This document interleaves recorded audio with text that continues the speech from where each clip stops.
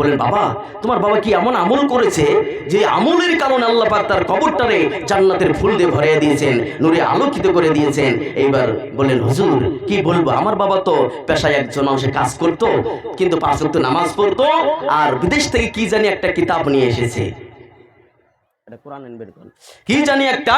কিতাব নিয়ে এসেছে, আর ফজরের নামাজ পড়ে পড়ে ওই কিতাবটা মেলায়। কিন্তু হুজুর আমার বাবা পড়তে পারতো না কোরআনটা, আমার বাবা পড়তে জানতো না, আমার বাবা একজন মূর্খ ছিলেন, কিন্তু আমার বাবা পাঠ থেকে কিতাবটা পেরে হাতে নিয়ে খুলে আমার বাবা পড়তে পারতো না, কিন্তু কিতাবের প্রতি লাইনে লাইনে আঙ্গুল ঘুরাইতো আর বলতো, আল্লাহ এই কোরআনে তুমি যা বলেছো সব সত্য, কোরআনে তুমি যা বলেছো সব সত্য, আল্লাহ আমি অন্তর দিয়ে বিশ্বাস করি, কলিজা দিয়ে বিশ্বাস করি, আল্লাহ আমি অন্তর দিয়ে তোমার কোরআনকে ভালোবাসি। আমার বন্ধুগণ এইভাবে আমার বাবা বলছিল, আর 2 চোখের পানি দিয়ে দেয়া বুকটারে ভাষায় দিয়েছিল, আর বলেছিল, আল্লাহ আমি তোমার কোরআনকে ভালোবাসি, মহব্বত করি, আল্লাহ একটা আমলের কারণে আমার কবরটাকে তুমি জান্নাতের বাগান বানিয়ে দিও, জোরে কোন সুবহানাল্লাহ।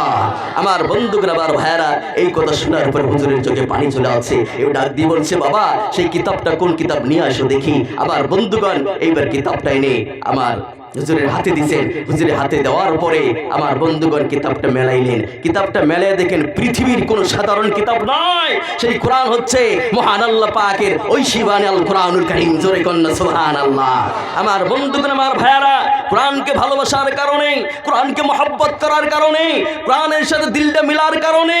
কোরআনকে অন্তর দিয়ে ভালোবাসার কারণে, আমার বন্ধুগণ একটি আমলের কারণে রব্বি করিম আল্লাহ রাব্বুল আলামিন তার কবরটাকে